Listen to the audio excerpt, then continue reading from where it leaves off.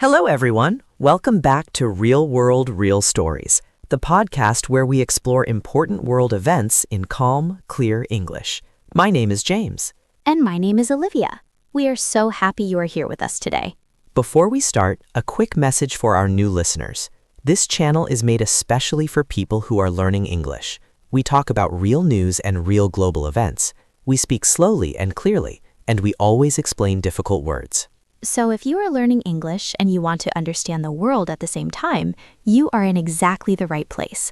Please like this video and subscribe to our channel. It really helps us a lot. And write your country in the comments. We love to see where our listeners are from. We have listeners from Brazil, India, Japan, Ukraine, Egypt, Mexico, from all over the world. So tell us, where are you from? Now, today's episode. James, ask the big question. Okay, imagine you are a farmer. You grow apples. Suddenly, because of a big storm, all the other apple farmers lose their crops. Now, there are very few apples in the world. The price of apples goes up, a lot. You still have your apples. You are rich, right? Sounds good so far.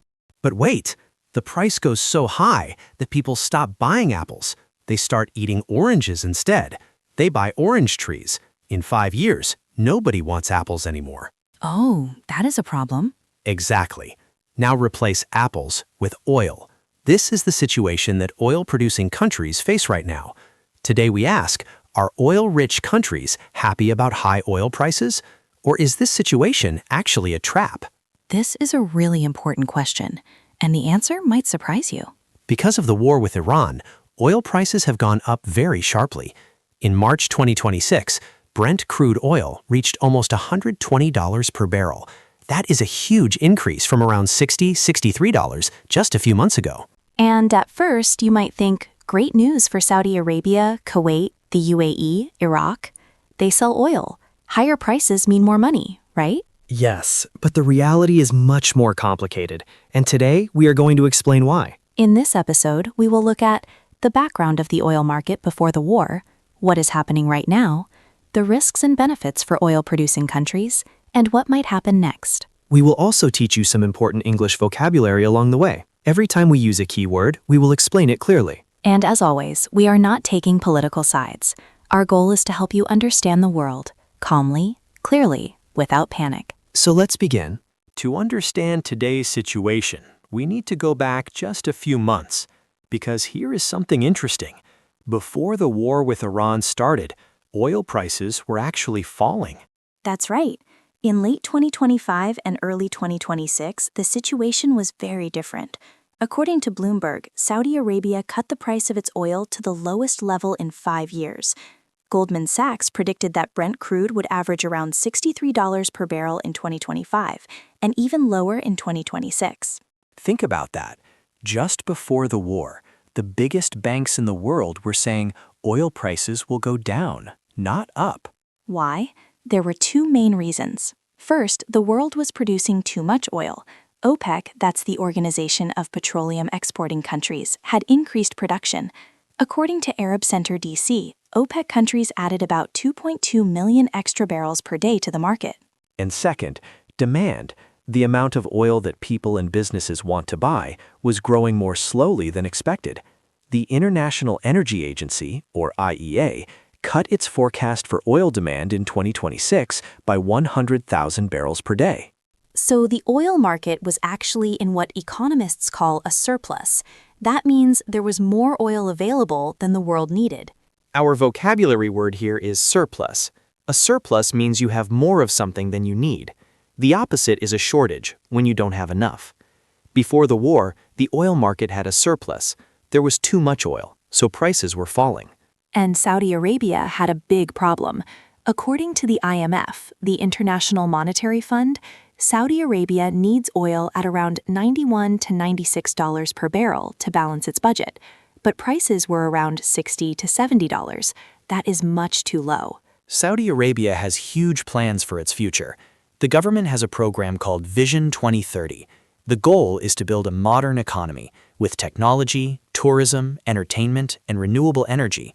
But all of this costs money, and that money comes from oil. According to CNN Business, Almost 1/3 of Saudi Arabia's GDP comes directly from oil exports. GDP is another vocabulary word. It means gross domestic product, or the total value of everything a country produces. When oil prices are low, Saudi Arabia earns less, and its plans become harder. So before the war, oil-producing countries were actually worried about prices being too low. They needed higher prices. And then, the war started. On February 28, 2026, the United States and Israel launched military strikes against Iran. This started a serious conflict in one of the most important regions in the world for oil. And the oil market reacted immediately. Prices jumped. According to Fortune magazine, Brent crude oil reached almost $110 per barrel. Some reports from Bingac's market analysis say it peaked near $120 before coming back down to around $100 to $103. Now, listeners, let's take a moment to understand why this region is so important for oil. Have you ever heard of the Strait of Hormuz? The Strait of Hormuz is a narrow passage of water between Iran and the Arabian Peninsula. Think of it like a doorway. And this doorway is incredibly important. According to research from the Atlantic Council and CSIS, around 20 million barrels of oil pass through the Strait of Hormuz every single day. That is approximately 20% of the entire world's oil supply. 20%. That is 1/5 of all the oil the world uses, every day. And not just oil, a huge amount of liquefied natural gas, LNG, also passes through this strait. Qatar, for example, is one of the biggest LNG exporters in the world. Almost all of its gas goes through Hormuz. So when there is a war near this strait, the whole world becomes nervous. Even a small risk of this passage being closed can cause oil prices to jump very quickly. Our next vocabulary word is strait. A strait is a narrow passage of water between two areas of land. The Strait of Hormuz connects the Persian Gulf to the Arabian Sea and the Indian Ocean. Now here is the surprising part. When oil prices jumped after the war started, not all oil-producing countries celebrated. In fact, some of them had a very serious problem. James, let's talk about what has actually happened to oil production in the Gulf region since the war started, because it is not the simple story of high prices, happy producers. No, it's not. Let's look at some specific facts. According to Chatham House, a respected British policy research organization, several major oil companies in the Gulf region have stopped production and declared something called force majeure. Force majeure is our next vocabulary word. It comes from French and means superior force. In business, force majeure means an unexpected event, like a war or a natural disaster, that makes it impossible to fulfill a contract. When a company declares force majeure, it is saying, we cannot do what we promised because something outside our control happened. So, which companies declared force majeure? According to Chatham House, Qatar Energy, Kuwait Petroleum Corporation, and Bopco from Bahrain all stopped production. Saudi Aramco, the world's largest oil company, and ADNOC from the UAE closed their oil refineries. Wait, Saudi Aramco closed its refineries? During a time of high oil prices? Yes, because the problem isn't just the price. The problem is whether you can actually export the oil. If the Strait of Hormuz is dangerous or blocked, your oil is stuck. You have it, but you can't sell it. According to Bingac's analysis, Iraq and Kuwait cut their output by 70% and also declared force majeure because their storage facilities were completely full. They had nowhere to put the oil they were producing. Think about that. Imagine a shopkeeper who has a shop full of products. The prices have gone up, but the road to the shop is blocked by a war. Customers can't come. The products just sit there. This is the situation for some Gulf oil producers. And there is another problem. The war has made it very expensive to transport oil, even when transportation is possible. According to Standard Chartered Bank, the cost of hiring a large oil tanker, a supertanker, to transport oil to China has doubled to over $400,000 per day. Listeners, think about this. These costs are paid by the producer. If you sell oil at $100 per barrel, but the cost of transporting it has doubled, your actual profit is much smaller. So the headline says oil at $110 per barrel, but the reality for Gulf producers is much more complicated. Olivia, let me ask you directly. Is this actually good news for Saudi Arabia or not? Honestly, it's complicated. They earn more per barrel. But they can't always export those barrels. Exactly. And their own refineries are closed. And their tanker costs have doubled. So the headline says Saudi Arabia is rich, but the reality is The reality is that they are sitting on expensive oil they can't always move. That's not the same as profit. that changes how I understand this whole story. It should. High prices on paper are not the same as money in the bank. Now, let's talk about something that most people don't know. Oil-producing countries actually have a preferred price range for oil. Not too high, not too low. This is sometimes called the Goldilocks problem. In the famous children's story, Goldilocks wanted porridge that was not too hot and not too cold, just right. Oil-producing countries have a similar wish for oil prices. According to analyst Amy Myers-Jaffe from New York University, OPEC wants oil prices in a specific range. If prices go too high, people start making permanent changes in their behavior. Specifically, very high oil prices push people to buy electric cars. They install solar panels. They change how they heat their homes. These are not temporary changes. Once someone buys an electric car, they probably won't buy a petrol car again for many years. According to oilprice.com, OPEC's preferred price range is around $70 to $80 per barrel. Goldman Sachs and Reuters have both warned that prices above $100 will trigger what economists call demand destruction. Demand destruction is our next vocabulary word. Demand destruction happens when prices go so high that people permanently stop using a product. They find alternatives. They change their habits forever. The demand doesn't just go down temporarily, it is destroyed. So if oil is at $120 and millions of people around the world say, "That's it, I'm buying an electric car," this creates a long-term problem for oil producers. In 5 or 10 years, they will have fewer customers. And this is not just a theory. Look at what happened in Europe in 2022, when natural gas prices became very high because of the Ukraine war. Many European businesses and governments started investing in renewable energy much faster. They didn't want to be dependent on expensive fossil fuels again. This is our historical parallel for today's episode. The situation in 2022 showed us that energy price shocks can permanently change consumer behavior. If people switch to clean energy because of high prices and they invest in that infrastructure, they are unlikely to switch back. So oil producers know this. They have seen this before. And this is why some analysts believe that major oil producers actually prefer stable, moderate prices, not extremely high prices. There is another layer to this story, and it involves Saudi Arabia's biggest dreams for its future. Saudi Arabia is not just an oil country anymore, or at least that is what it wants to become. The government has a plan called Vision 2030. The Crown Prince, Mohammed bin Salman, has said that Saudi Arabia needs to transform its economy. The plan includes massive projects. The most famous is called Neom, a futuristic city being built in the desert near the Red Sea. According to oilprice.com, Saudi Arabia expects total government spending of $342 billion in its 2025 budget alone. This includes roads, schools, hospitals, entertainment, technology, and tourism. But here is the problem. All of this costs money, and this money comes from oil. According to oilprice.com, Saudi Arabia's break-even oil price, the price it needs to cover government spending, is around $91 to $96 per barrel. So before the war, when oil was at $60 to $70, Saudi Arabia actually had a budget problem. It was not earning enough to fund Vision 2030. The war pushed prices up, and that has helped Saudi Arabia's finances in the short term. But, and this is the key point, if prices go too high and cause a global recession, the long-term damage could be much greater than the short-term gain. Our vocabulary word here is recession. A recession is a period when an economy shrinks. People buy less, companies earn less, unemployment goes up, governments collect less tax. Recessions can last months or even years. According to BingX market research, if the Strait of Hormuz is blocked for more than 30 days, oil prices could reach $150 to $200 per barrel. And at those levels, Goldman Sachs and other major financial institutions predict a global recession. And in a global recession, demand for oil falls dramatically. People drive less, factories produce less, airlines fly fewer routes.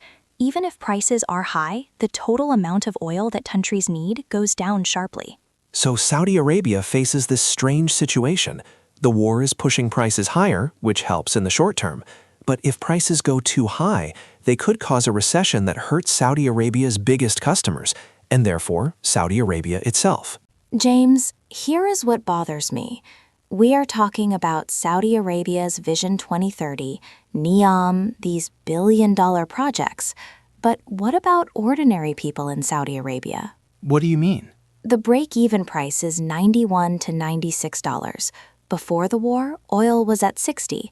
Saudi Arabia was already spending more than it earned. That's true. There was already a deficit. So regular government services, healthcare, education, subsidies, were they affected? According to oilprice.com, the options were borrow more money or delay some of the big projects. So real people feel this. It's not just numbers on a screen. You're right. When a government can't balance its budget, the people who suffer first are often those who depend on public services. Exactly. And I don't think we talk about that enough. Okay, so let's be more specific. Not all oil-producing countries are in the same situation. Some are doing better than others right now. That is a really important point. Let's look at some different cases. First, let's think about countries that are far from the conflict zone. For example, Norway, Canada, the United States, and Kazakhstan all produce significant amounts of oil, and they are not directly affected by the fighting near the Strait of Hormuz. For these countries, high oil prices are good news in the short term. Their oil can be exported normally. Their costs haven't increased as dramatically. They earn more per barrel. The United States is especially interesting here. According to multiple sources, the U.S. under President Trump has been trying to protect oil tanker routes. According to CNBC, Trump has been pressuring allies to help protect tankers in the Strait of Hormuz. This tells us something important. Even the U.S., which is a major oil producer, does not want prices to go too high. High prices hurt American consumers. Americans pay more for petrol. Truck companies pay more to deliver goods. Airlines pay more for fuel. These higher costs affect everyone's daily life. Now, on the other side, let's look at Gulf countries that are near the conflict. We've talked about Saudi Arabia, Kuwait, Qatar, and the UAE. For these countries, the situation is more difficult. Yes, the price per barrel is higher, but the ability to actually export that oil has been seriously damaged. Some companies have stopped production. Tanker costs have doubled. The insurance costs for ships traveling through the Persian Gulf have increased sharply. And then there is Iraq. Iraq is one of OPEC's biggest producers. It produces around 4 million barrels per day.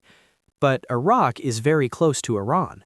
According to BingX analysis, Iraq cut its output by 70% because its storage was full and exports were disrupted. Think about what that means for Iraq, a country that needs oil money to rebuild after decades of conflict. Suddenly, it cannot export most of its oil. Our next vocabulary word is disruption. A disruption is something that interrupts a normal process. War, natural disasters, technical problems. These can all cause disruptions to oil production and export. Now, let me take you back to history, because this situation reminds me of something that happened more than 50 years ago, and understanding that story helps us understand today. Tell us. In 1973, Arab oil-producing countries decided to stop selling oil to the United States and Western Europe. This was called the oil embargo. The reason was the Yom Kippur War, a conflict between Israel and its Arab neighbors. And the result was dramatic. According to analysis from the Atlantic Council, the 1973 embargo removed about 4 million barrels per day from the global market. That was about 7% of the world's total supply at the time. And this 7% reduction was enough to triple oil prices. Triple, in just a few months. Petrol stations had long queues. Some countries had to introduce petrol rationing, meaning people could only buy a limited amount. The 1973 oil shock caused a serious recession in Western economies. Growth stopped, inflation went up, unemployment rose. But here is the crucial lesson. After 1973, Western countries said, we cannot be this dependent on imported oil. They started investing in energy efficiency.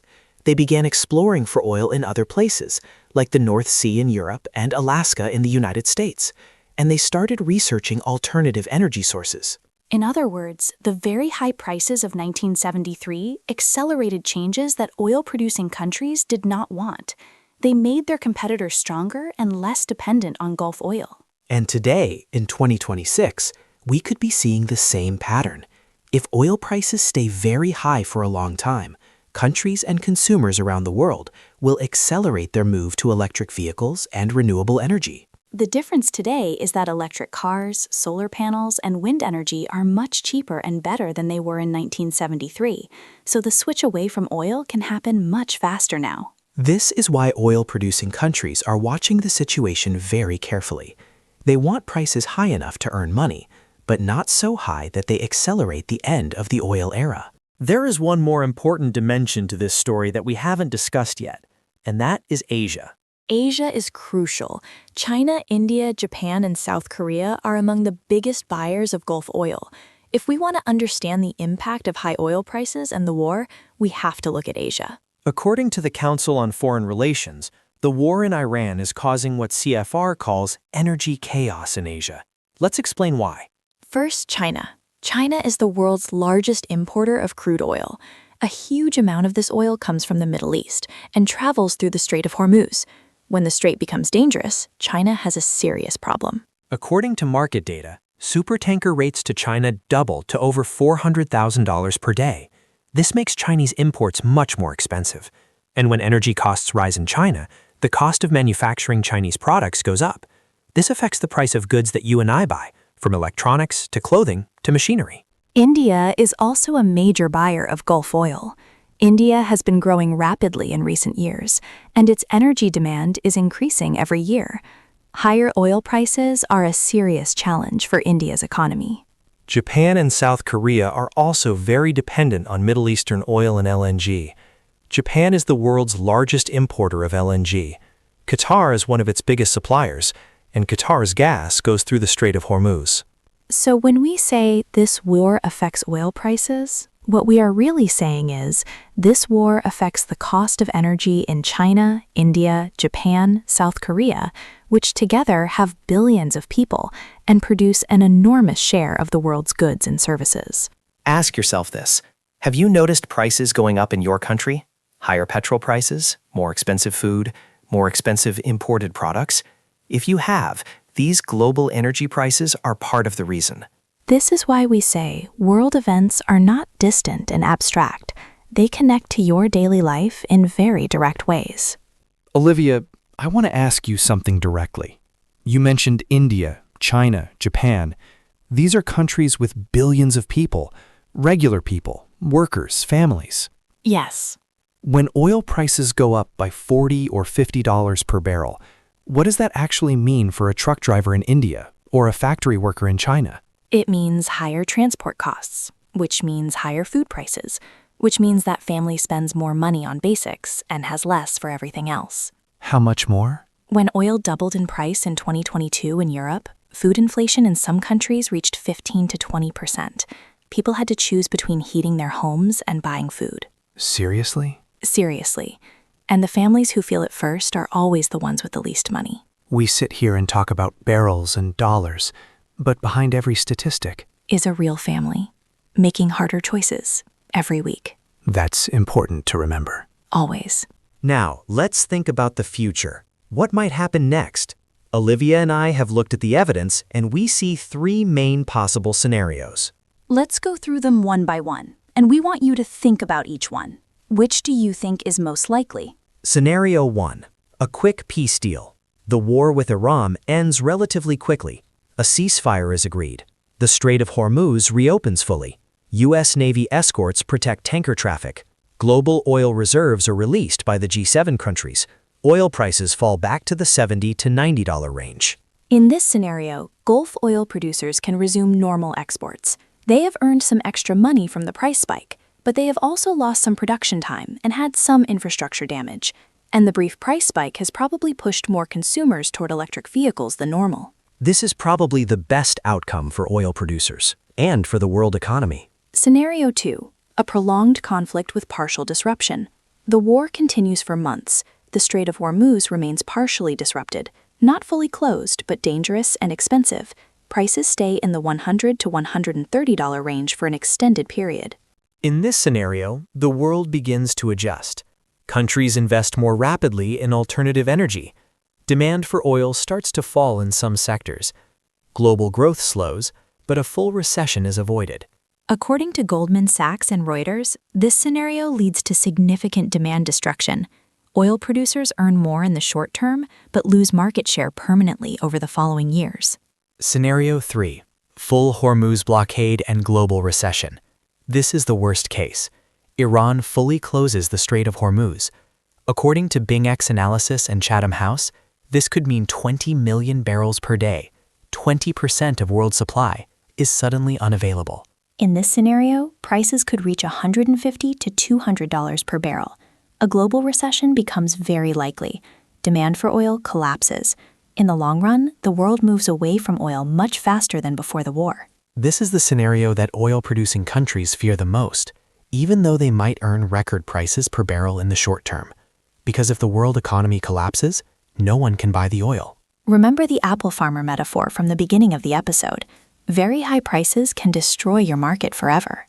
We should also mention one more player in this story, Russia. Russia is a major oil producer, and Russia's situation is very different from the Gulf states. Russia is already under international sanctions because of its war in Ukraine.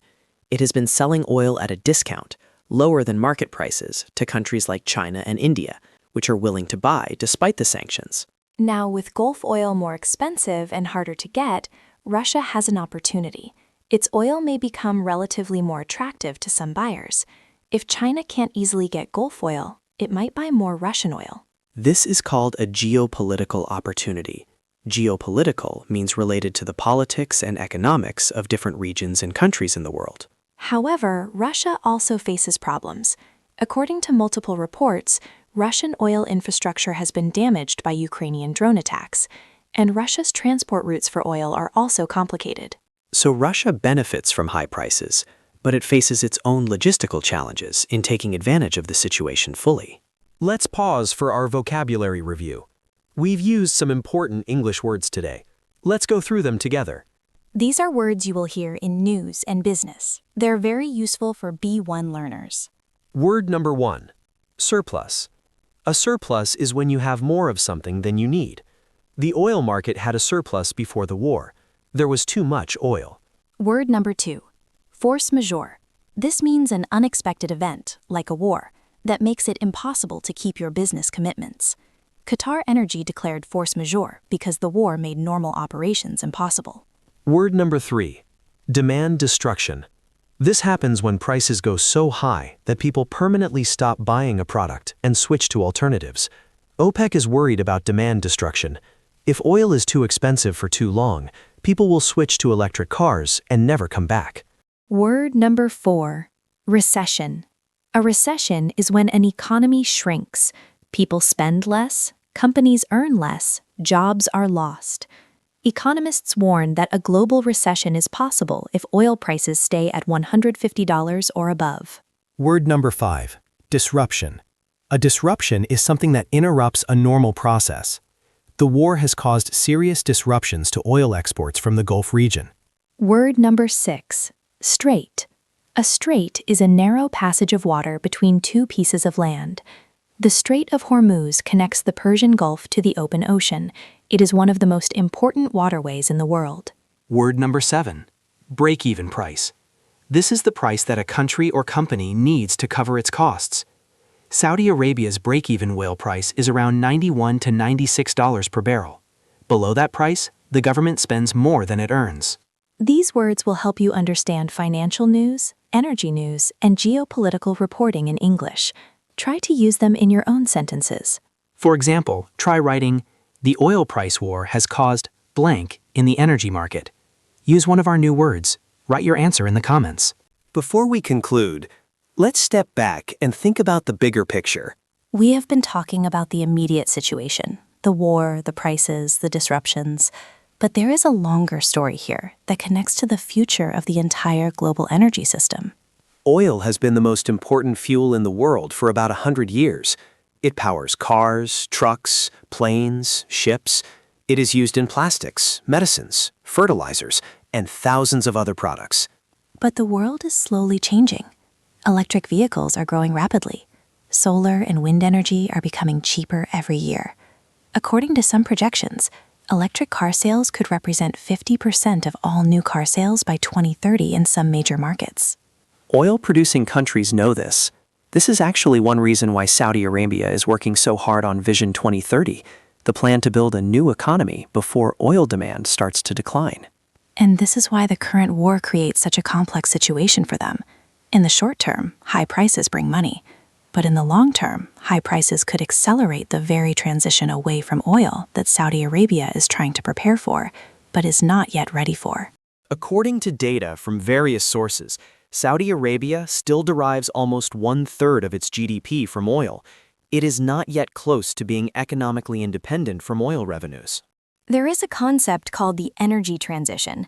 This means the shift from fossil fuels, coal, oil, and gas, to clean energy sources like solar, wind, and hydrogen. This transition is already happening around the world. And every time there is an oil crisis, like in 1973, like in 2022, and potentially like now in 2026, it pushes countries and companies to invest more in clean energy, to reduce their dependence on something that is unstable and expensive. So, in a painful way, oil crises can accelerate positive change, but the process is slow, and the people who suffer during the transition are often ordinary workers and families who don't have the resources to immediately buy electric cars or install solar panels. All right, let's bring all of this together. What are the main things we have learned today? First lesson, high oil prices are not simply good for oil producers. The reality is much more complicated. High prices can bring short-term revenue, but they also cause demand destruction, accelerate clean energy adoption, and risk triggering a global recession that hurts everyone, including oil producers. Second lesson, geography matters enormously. The Strait of Hormuz is a choke point for 20% of the world's oil. When there is conflict near it, the consequences are global. Higher prices, higher transport costs, disruptions to the economies of China, India, Japan, and many other countries. Third lesson, oil-producing countries are not a single unified group. Their situations are very different. Saudi Arabia, Kuwait, Qatar, and the UAE face direct disruptions from the war. Russia is in a different position. It is already under sanctions, but may benefit from buyers seeking alternatives to Gulf oil. Countries like Canada and Norway face fewer disruptions. Fourth lesson, the current crisis is happening against a backdrop of long-term change. The world is moving towards cleaner energy. Oil producers know this. They are trying to earn money now and use it to build different economies for the future. But the transition is difficult and takes time. And the fifth lesson, and this one is for all of us, wherever we live. World events connect to your daily life. The price of oil affects the price of food, electricity, transport, and manufactured goods. Understanding these connections helps you make better decisions and helps you understand why prices change. As we always say on this channel, staying informed doesn't have to be stressful. You don't have to feel scared or overwhelmed. Instead, you can be curious. You can ask questions. You can say, I see this happening in the news. I want to understand why. And we believe that calm, patient learning is the best approach. Not panic, not fear, just understanding. And here is a beautiful truth. By listening to this episode in English and understanding it, you have done two things at once. You have learned about a very important global economic and geopolitical topic, and you have practiced your English listening skills at the same time. That is exactly what Real World Real Stories is designed to do. Before we say goodbye, please take a moment to do a few things. First, write your country in the comments. We really want to know where you are listening from today. Second, let us know. Did this episode surprise you? Did you already know that oil producers don't always want the highest possible prices? Write your thoughts in the comments. We read every single one. Third, if this episode was useful to you, please like the video. It only takes 1 second, but it helps other English learners find our channel. And if you have a friend or colleague who is also learning English, share this episode with them. Learning together is always better than learning alone. Finally, subscribe to Real World Real Stories if you haven't already. We publish new episodes regularly, and each one covers a different important topic from around the world. We have done episodes on the Cuba energy crisis, the rise of Chinese electric vehicles in Europe, Ukraine's drone technology, and many other topics. all in clear, learnable English. The world is complex, but it is also endlessly fascinating. The more you understand, the more confident you feel. Stay curious, stay calm. Goodbye. And we will see you in the next episode of Real World, Real Stories. Thank you for listening. Goodbye.